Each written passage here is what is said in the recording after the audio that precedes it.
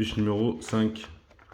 En règle générale, combien d'extincteurs doit équiper un véhicule articulé neuf? 2 extincteurs.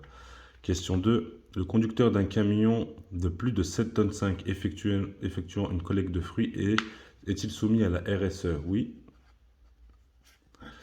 Question 3. En agglomération, ce signal est implanté 50 mètres avant le carrefour à sens giratoire. Oui. Et hors agglo, c'est 150 mètres. Question 4. En cas de remorquage occasionnel d'un véhicule isolé, le transport de marchandises, quelle est la longueur maximale autorisée de l'ensemble ainsi constitué? C'est 30 mètres. Alors vous avez des longueurs à retenir pour les véhicules articulés.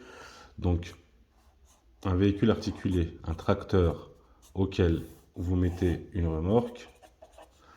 Donc la longueur à ne pas dépasser, 16 mètres 50. Ensuite, un train routier ou même un train double, donc un camion plus une remorque, la longueur à ne pas dépasser, c'est 18 mètres 75. Et maintenant, un ensemble porte-voiture, donc un porteur avec sa remorque porte-voiture. Donc ceux qui portent les voitures, comme son nom l'indique, ils ne doivent pas dépasser 20 mètres 35. Et donc la dernière longueur, c'est en cas de remorquage occasionnel, vous vous faites remorquer. Donc là c'est remorquage. Remorque occasionnel, remorquage occasionnel. Donc là la longueur à ne pas dépasser, c'est 30 mètres. Et il faut rouler à 25 km/h. 25 km/h. Donc vous verrez pourquoi je marque 25. Donc là, la réponse était 30 mètres. Question 5. Le circuit d'alimentation d'un moteur diesel se compose entre autres éléments de 2 pompes. L'une dite pompe d'injection haute pression, l'autre dite pompe, la réponse est dans la question, pompe d'alimentation.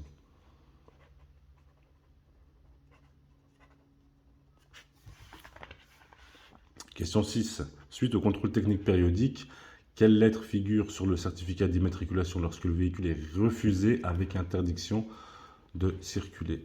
Donc refusé avec interdiction de circuler, c'est R. A accepté. S refusé sans interdiction de circuler. R refusé avec interdiction de circuler.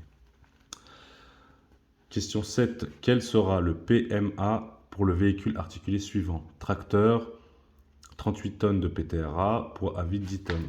Alors, le tracteur,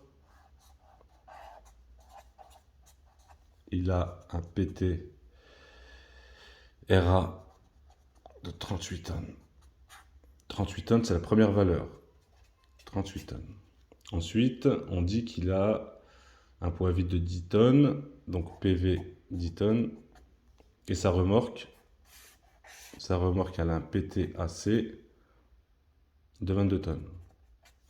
Donc la deuxième valeur à prendre, c'est poids vide du tracteur plus PTAC de la remorque. Ça fait 32 tonnes. Quel est son PMA? Quel est son poids maximum autorisé? Ben, c'est la plus petite de ces deux valeurs, donc c'est 32 tonnes. En double équipage, le temps passé sur la couchette d'un véhicule en circulation est-il considéré comme repos journalier? Ben non, c'est interdit de rouler en double équipage derrière, il n'y a pas de ceinture.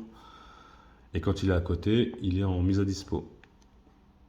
Question 9. Après l'obtention du permis CE, un conducteur possédant le permis C, travaillant déjà dans une entreprise de transport, doit-il suivre une formation complémentaire avant de conduire un véhicule articulé? Non. S'il a son permis CE, c'est bon.